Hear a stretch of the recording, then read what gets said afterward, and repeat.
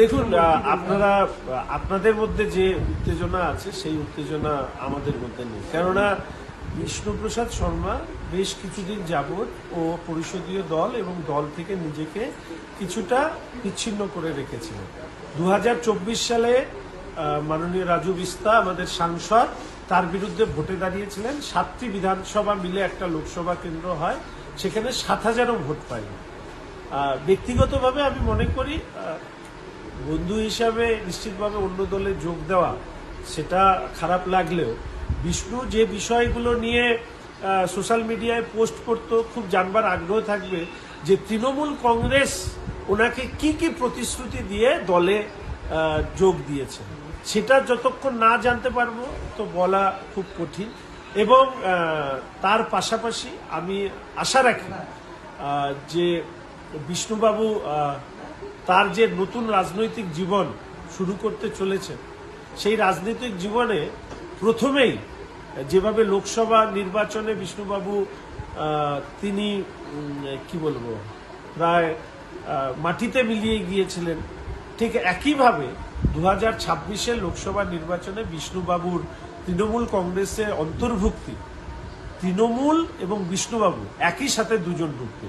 কে কাকে নিয়ে ডুববে আমি বলতে পারবো না, তবে দুজনেই ডুববে এটুকু বলতে পারি। এবং দার্জিলিং জেলা প্রত্যেকটি সিট, এবার কালিম্পং সহ প্রত্যেকটি সিট আমরা বিপুলভাবে ভারতীয় জনতা পার্টি জয়ী। তিনি বলেছেন বিজেপি থেকে কোনো কাজ করতে পারছে না। আমার মনে হয় সেগুলো তো যা বলার বলতেই পারে, তার ব্যক্তিগত বিষয়।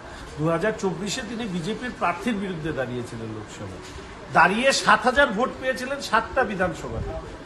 এবার প্রশ্ন হচ্ছে, যদি একান্ত বলেন ব্যক্তিগতভাবে ভাবতে, তাহলে আমি শুধু এইটুকু বলবো যে ওনার যে বিধায়ক হিসাবে উনি যে কন্ট্রিবিউট করতে পারতেন কার্শিয়াংয়ের মানুষের জন্য, তিনি সেটা করতে পারেন। বরঞ্চ 24-এর পর থেকে বা তার কিছুদিন আগের থেকেই উনি প্রায় মানে রাজনীতি বিচ্ছিন্ন মানুষে পরিণত হয়েছে। ফলে এখন উনি নিশ্চয়ই ভেবে রেখেছিলেন কোন সময় যাবেন, ফলে সেই অনুযায়ী গিয়েছেন।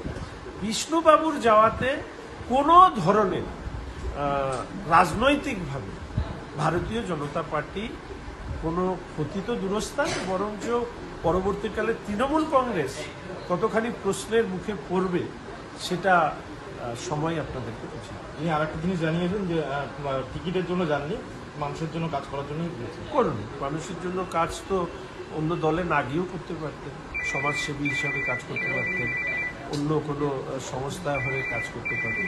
তো রাজনৈতিক দলের সাথে যুক্ত হয়ে তিনি কাজ করবেন, তো সেটা উনি যেভাবে কাজ করতে চান কাজ করুন।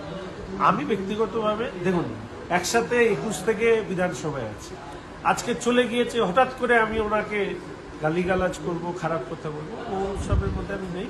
আমরা বন্ধুই ছিলাম, প্রচুর কথা হতো, হোস্টেলের আমরা একসাথে থাকতাম। আমরা জানতাম ও দলের থেকে অনেক দূরে সরে যাচ্ছে, ব্যক্তিগতভাবে বুঝিয়েছি, কিন্তু ওর নিজস্ব ভাবনা আছে, বাচ্চা ছেলে তো কেউ নয়, ফলে ও যেটা ভেবেছে সেটা। মুখ্যমন্ত্রী